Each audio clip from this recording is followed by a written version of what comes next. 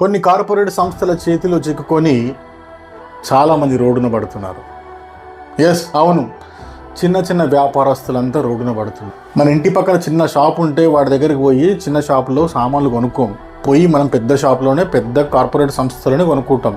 పేరున్న కార్పొరేట్ సంస్థలు కొనుక్కుంటాం. ఎందుకు? అక్కడ ఆఫర్లు ఉంటాయి, రేటు తక్కువ ఉంటుంది అని, క్వాలిటీ సేమ్ ఉంటుంది. ప్రతి ఒక్కరు ఇదే విధంగా పోతారు. చిన్న షాపులలో ఎట్లా బతుకుతారు? మీ ఇంటి దగ్గర చిన్న చిన్న షాపులు, అరే నువ్వు కొనడం వల్ల కుటుంబం బ్రతుకుతుంది. అక్కడ వాడికి తీసుకపోయి ఇంకా పెడతా అంటే వాడు కోటీశ్వరుడు అవుతాడు, కోట్లు సంపాదించుకుంటాడు. నీకేమి ఇస్తాడా? నీకేమి ఇయ్యడు. నీ ఇంటికి ఇయ్యడు, నీ గల్లీకి కూడా ఇయ్యడు.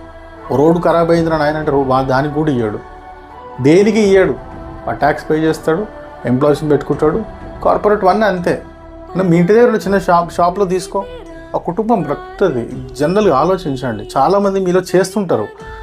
చాలామంది వీళ్ళకి సపోర్ట్ చేద్దామని చెప్పి చాలామంది చేస్తుంటారు. అరే చిన్నగా కొనుక్కుందాం, ఏముంది జోబులో నుంచి మనకు తెలియకుండా రోజు ఎన్నో లాస్ అవుతుంటాం. మన డబ్బులు మనకు తెలియకుండా మన పాకెట్ల నుంచే ఈజీగా స్మూత్గా మనల్ని మోసం చేస్తుంటారు చాలామంది.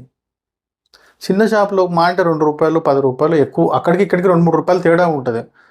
ఒక ₹5-10 తేడా అనుకో. దానివల్ల ఏమవుతుంది? ఏమి కాదు. ఒక ఫ్యామిలీ బ్రతుకుతుందబ్బా, ఒక కుటుంబము బ్రతుకుతుంది. చిన్న చిన్న షాప్స్, నీ చుట్టుముట్టు ఉండే షాప్స్, మన చుట్టుముట్టు ఉండే షాప్స్ ఏముంటాయి? కిరాణా షాప్స్, పాల shops, vegetables shops, fruit shops, చిన్న చిన్న షాప్స్, మెడికల్ షాప్స్.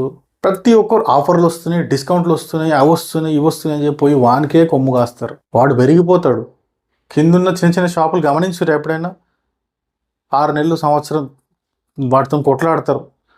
అట్లా ఏదో చేద్దామని నడిపిస్తారు, కానీ నడవయ్య. రెంట్లు కట్టలేక బతకలేక అప్పులు చేసి లాస్ట్కు ఏదో అమ్మేసేసుకొని షాపులు తీసేసి బయట ఏదో చిన్న చిన్న జాబులు చేసుకుంటూ మళ్ళీ